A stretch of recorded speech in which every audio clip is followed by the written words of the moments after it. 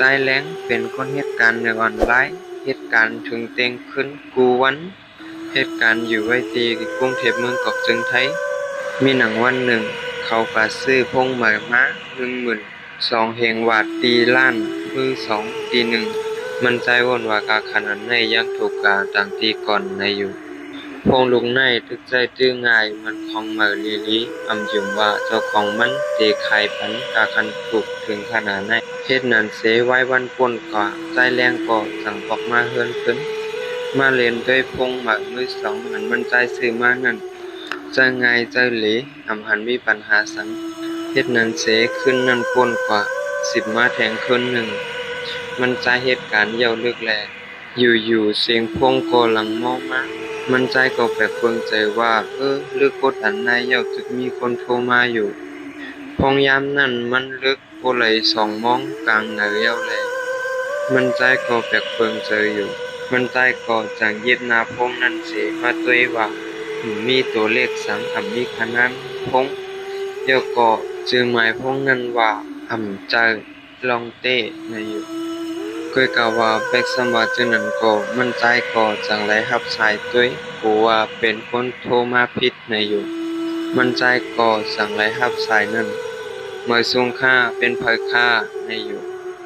มันใจไรยินเสียงสายินเสียงลมพัดเป่าปิววนๆไว้เสียงนั่นกว่าแก๊บหนึ่งจังได้ยินเสียงนางยิงอ่อนก้อนหนึ่งมอมาในสายลมนั่นลาดว่าเข้าอยู่ที่ใน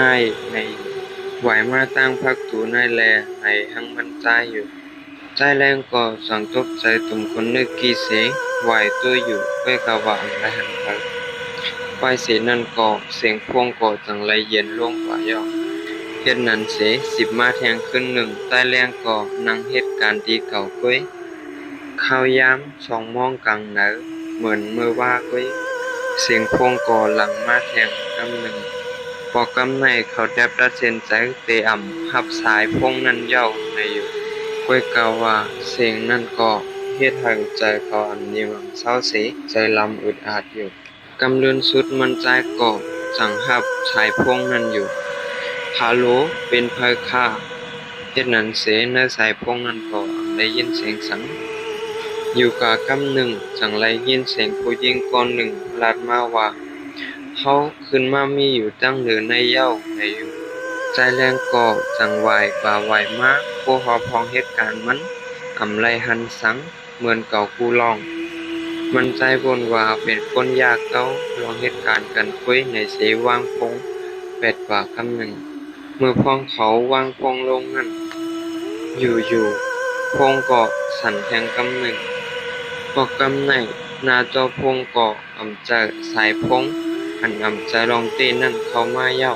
ก้วยกะว่าเป็นแค่พางของตัวนางยิงก็นั่นนั่งอยู่ในห้องเหตุการณ์มันใจใน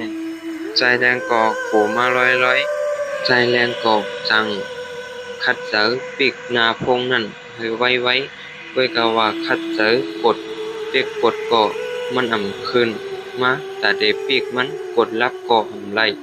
นามันก็แรงไว้อยู่ติ๊กกำนันมันใจจังหันเนินนาจอพงนั่นมีหางนางยิงก้อนหนึ่งอยู่ด้านหลังมันใจแรงก็จังแนดไหวมาด้วยเพื่อกะว่าคนมีรองสังไรหันมันใจก็จังแนดลุกขึ้นเสแลนออกมานอกห้องนั่นก้วยกะว่าในข้าวยามนั่นพงก็สั่นมาแทงกำหนึ่งมีขอกำขึ้นมาไว้หน้าจอพงนั่นว่าอย่าไปต้วยดังหลังเข้าอยู่ดีในอยู่มีเสียงนางยิงมองมาในพงมันใจก็จังไรพาพงนั่นตกใส่เนื้อผากก้วยกะว่าพงนั่นไรเป็นอีสังตึกยินเสียงว่องแวงอยู่โมเนพงนั่นเฮ็ดนั้นเสคำขึ้นนั่นมันใจก็ไรเอาสัง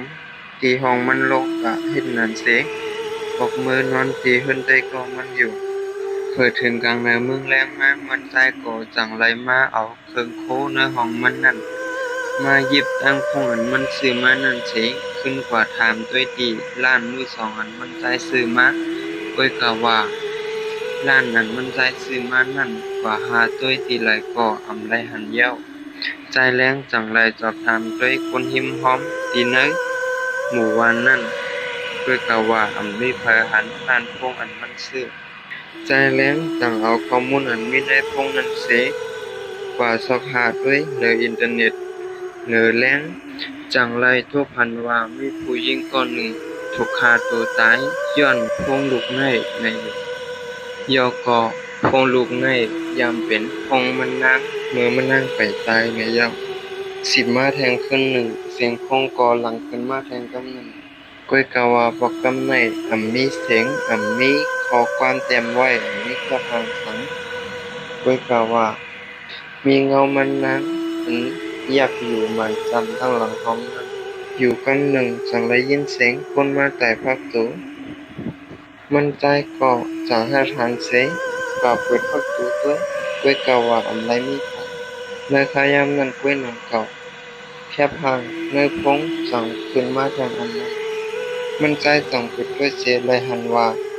มีห่างแคบห่างมันนางสีเสียงเงินเข้ามันซ้ายมือในขายามนั้นก้อยหนังเก่ามันใจก็ได้ยินเสียงแววๆมาว่าถึงข้าวยามเหย้าเข้าที่เอาขึ้นในอยู่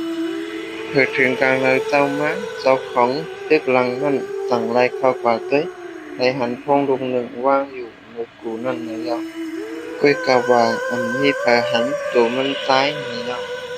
จึงหัวในก่อเลยสุดยาวกว่าที่ในเหย้าค่ะสังว่าพี่น้องเขาได้เจอไหนอย่าลืมคอมเมนต์เจอวิดีโอเธอเป็นแทงเจอตาขาเขาเดมา10 กว่าตำแทงไม่อยู่ทางออกยินจงถูกก็ได้มาทำแทงขาเขาในส่วนการเสียงค่ะ